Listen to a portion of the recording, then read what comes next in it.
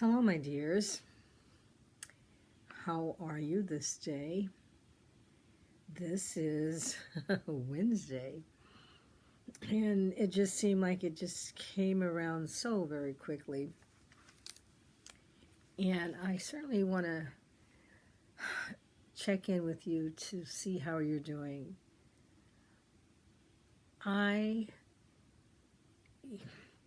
witnessed something today that has troubled me.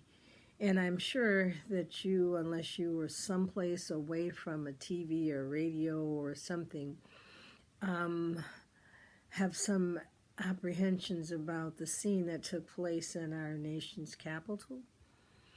My heart is saddened that a woman was killed, happened to be in the wrong place at the wrong time.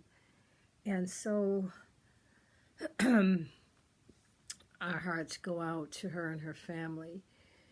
Who would have thought that a riot would break out over this political issue? And so I trust that you are processing this, and just as all the other major issues that you're learning how to process it and make whatever adjustments in your heart to fathom this and lift all those who were hurt or in prayer. So today is Wednesday, and normally I'm ready to be full of joy, be thankful because the week is halfway over. But today I'm just a little puzzled.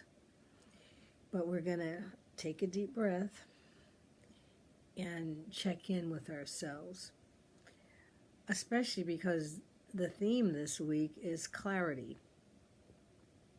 Looking at what we want and what we don't want, looking at the things that we can control and the things that we can't control, looking at the plan all the way to the end. And so we're focusing on clarity and being clear to ourselves in the message that we give ourselves as we proceed into this new year. Again, stuff is happening again and again, but we're here.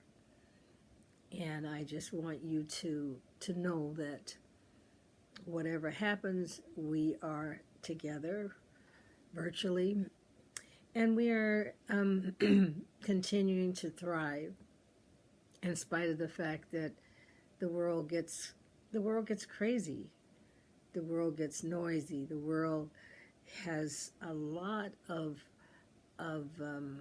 issues that we can't solve ourselves. But as we think today about clarity, there are so many things that we get connected to. One thought would be to cut the strings to those things that pull our mind. Cut the strings, snip, snip. It kind of reminds me of all the things that we are tethered to, untethering ourselves, disconnecting ourselves, and all those things that steal a little bit of our energy, steal a little of our joy, because possibly we're spreading ourselves too thin.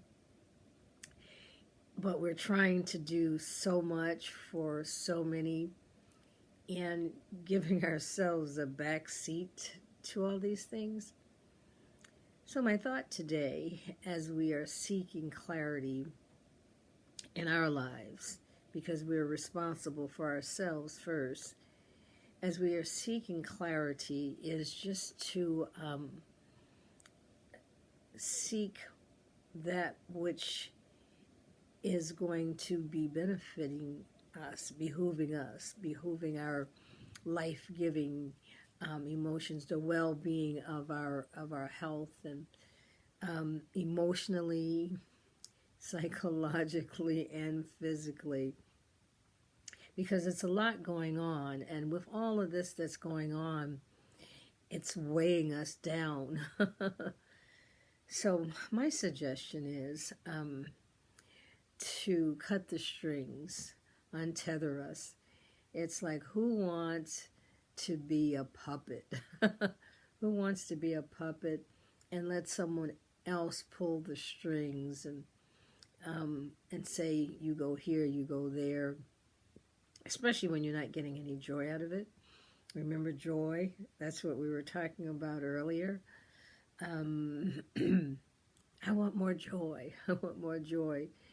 I want more joy in my life, yet crazy is happening, and sadness and death and challenges and disappointments. How can we manage all of that? Well, we have choices, and our actions are going to reflect the impact, the consequences of our choices.